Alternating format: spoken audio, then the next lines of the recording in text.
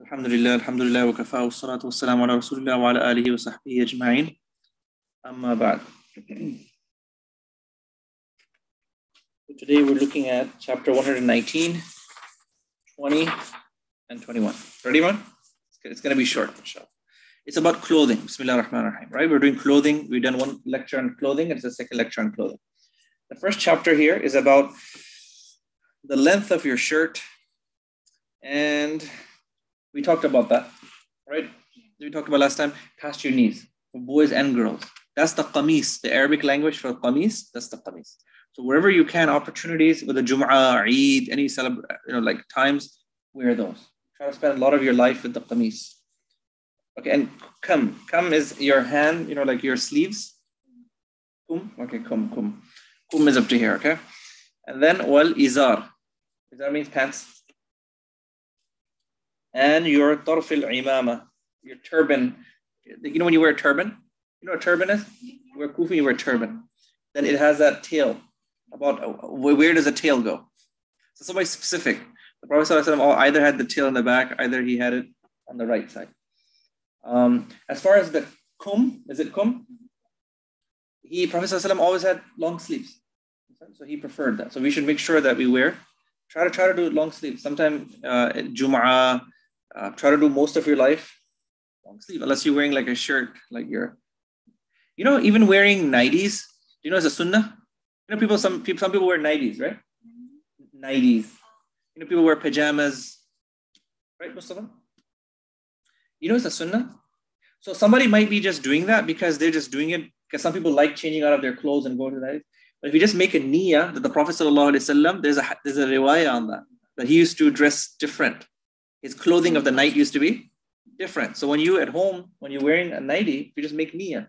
So imagine somebody has been wearing nightie and they didn't make niyyah, they get no reward. Right? When you make an intention, there's a sunnah of Rasulullah to do something. And then after wearing nightie, then don't walk around the whole house. That means now you're back to your room, okay? Because even in the home, because you have brothers and sisters, you have other people there, you should dress with dignity. With the 90s, that's just for retiring to bed. There's many riwayah here. Inshallah, I'll start. Bismillah ar-Rahman ar-Rahim. The first hadith is by Asma bint Yazid al-Ansariya radiyallahu anha. She says, Kana kummu qamis Rasulullah sallallahu alaihi wasallam ila rusukh. That the sleeves of Rasulullah sallallahu alaihi wasallam was up to his, what do you call this? Wrist. Yeah, up to the wrist. Make sense? Sometimes Prophet sallallahu alaihi wasallam had a long one. His sleeves went up to here. But it never went past his fingertips. Okay, so if your sleeves are sometimes long, that's fine even for a boy or a girl. But sunnah is always that you wear like that. Okay. So try to always follow sunnah. Don't worry about the culture out there. How are people dressed out there? All kinds of ajib ways. Yeah. So we don't, as Muslims, you don't let the society dictate what people are doing is what you're gonna do. No, we stick to the sunnah of Rasulullah sallallahu alaihi wasallam. It's the best way. All right. Next hadith, Ibn Umar radiallahu anhu says, and the Nabi sallallahu alaihi wasallam, that the Prophet sallallahu alaihi wasallam said, one second, do something very important. Hold on.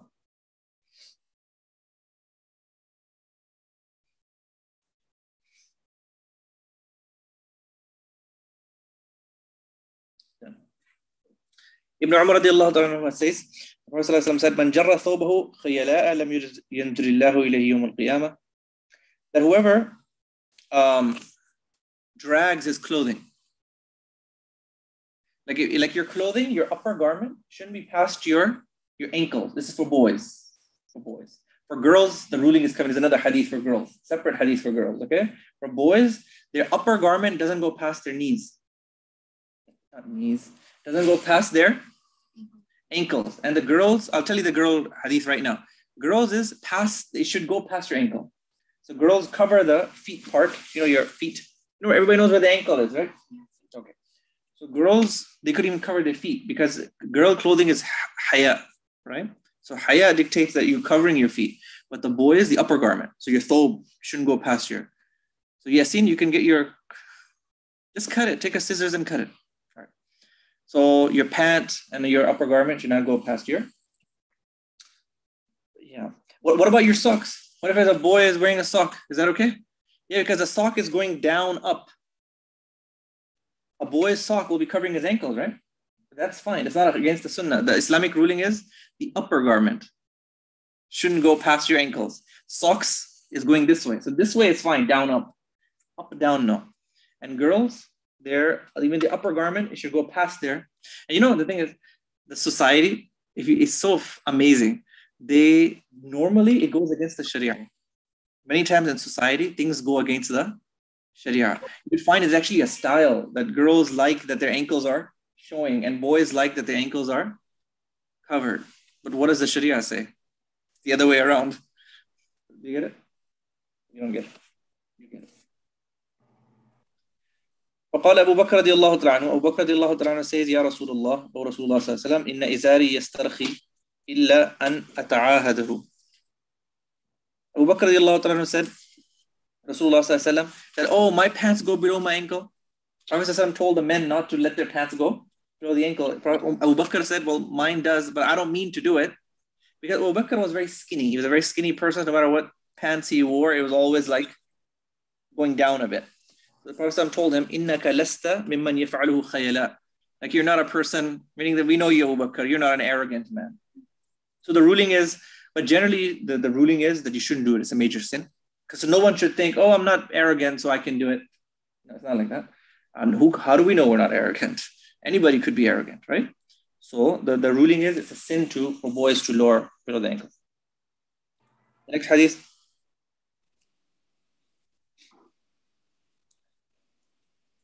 ما أسفل من الكعبين من الإزار ففي النار.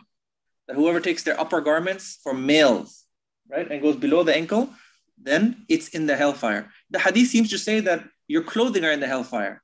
But that's not right. How is the clothing going to go to the hellfire? Of course, you're going to go to the hellfire. Meaning to Allah, this is a major sin. Okay? And I'm coming to a hadith, very interesting. The Prophet ﷺ used to teach Sahaba. He taught Ibn Umar. You know Ibn Umar, very famous Sahaba. His pants was going below the ankle. Prophet ﷺ was like, pick it up. Ibn Umar made it a little bit up. He's like, more. He went a little bit more. He's like, that's the one. So we learned that look how Prophet ﷺ used to teach people. He used to interact with people, right? So some people nowadays think that, like, for example, if I did that, they would think, Imam Umar is it's just your clothing, let it go, right? Nowadays, in modern society, we like to, we say, why are you thinking about this? Today is a time of science and quantum physics, and you're worried about somebody's pants. Does that make sense? People make these arguments. Religion is all about submission. Sunnah of Rasulullah sallallahu alaihi wasallam. Make sense? And the way he taught people, we should teach people, right, Mustafa?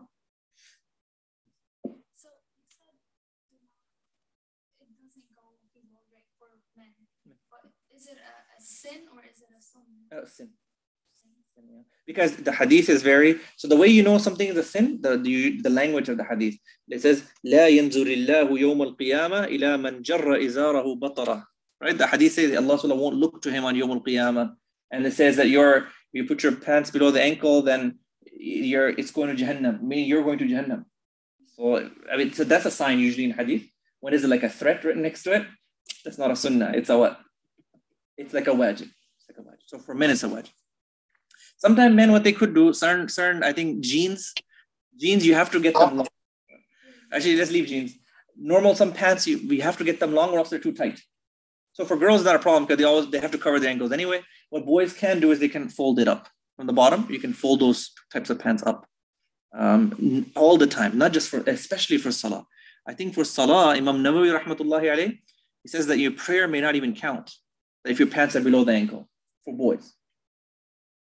But even generally in the world, even if you're not praying, pants should be above the ankle.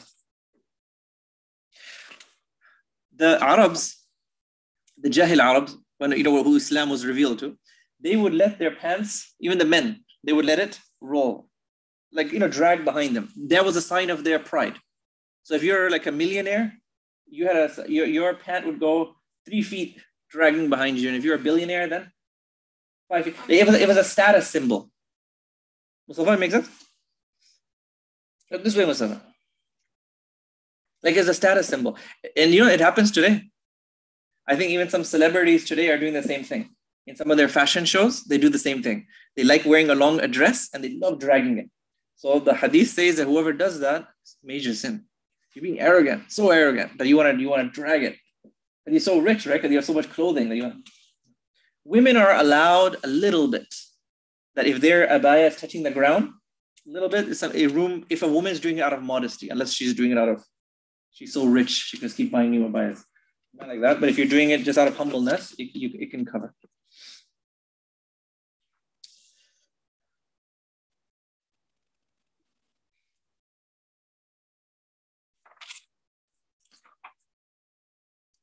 So we talked about the length, right?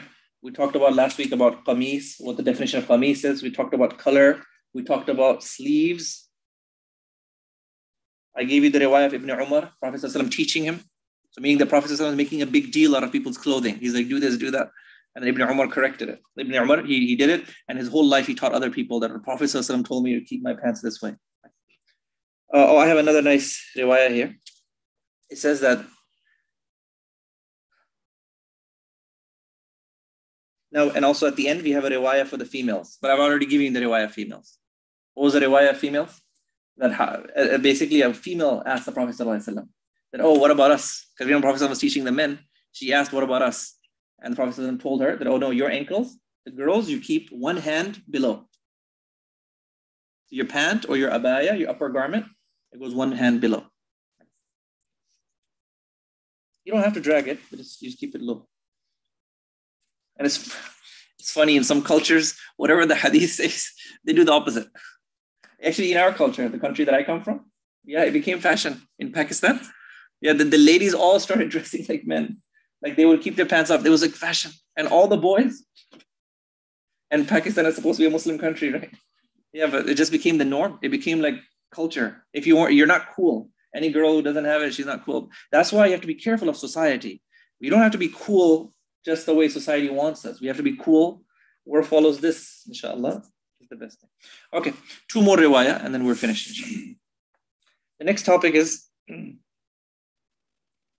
it's recommended that you leave very expensive clothing out of humbleness. So the hadith reads from Mu'adh ibn Anas radiallahu anhu. He says that Rasulullah sallallahu alaihi wasallam said, whoever leaves clothing out of humbleness for Allah, while he has a power to have it, Allah subhanahu wa ta'ala will call him on the Yawm al-Qiyamah in front of the whole creation and ask him to choose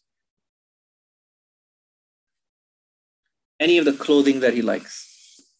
This type of riwayah exists for a lot of things. Basically, the meaning of the riwayah is, you could dress nice and comfortable dressing. It's all that is allowed. The only thing that's not allowed, you can't dress in such a way where you want to show off. Like, for example, if you can buy an expensive jacket that is more comfortable, is it okay for you to spend more money? So you could buy a low-level jacket or you could buy a more expensive. Is that okay? All right. Can you buy a bit more expensive jacket because it's just beautiful? Is that still allowed in Islam? Yes. See, that's third degree. Look, first you bought a jacket because jacket is a necessity. This law applies to everything, houses, cars. This is the Islamic law of it, okay? There's 4 steps. When you're buying a car and buying anything. Number one is your need. So can you buy a jacket or a car because you need it? Yes. Number 2, can it just be a more expensive jacket or a car because it's more comfortable? So instead of buying a Honda, can you just buy a BMW straight?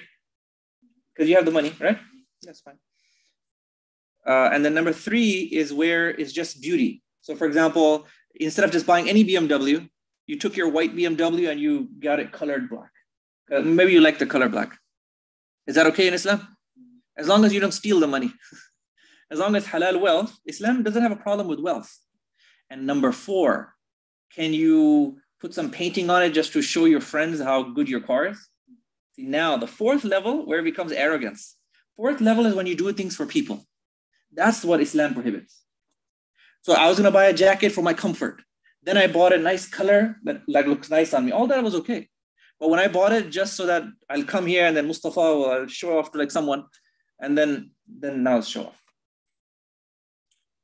You understand, children? Yeah. So remember also another thing I think is important.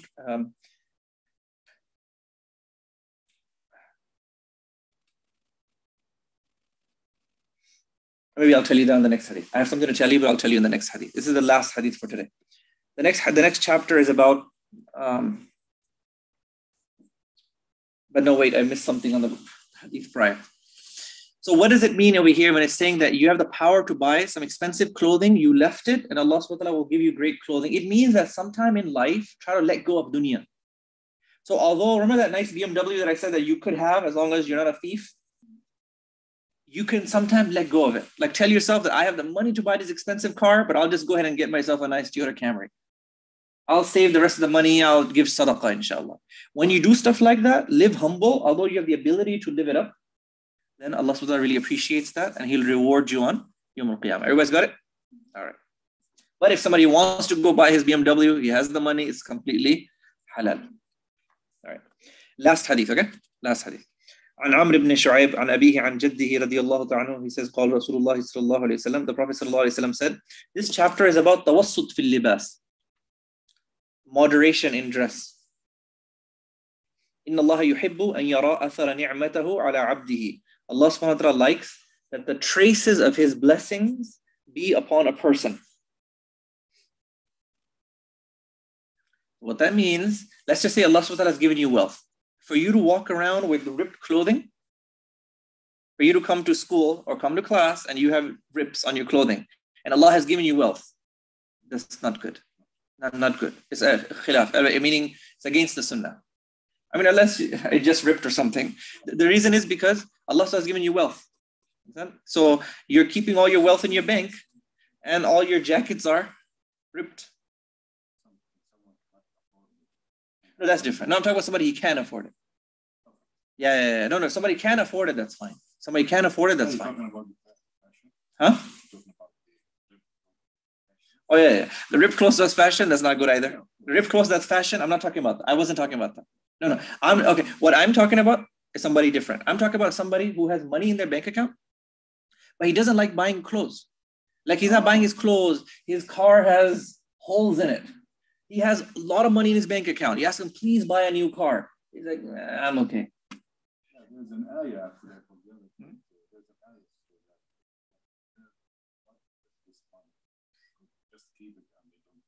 Don't use it.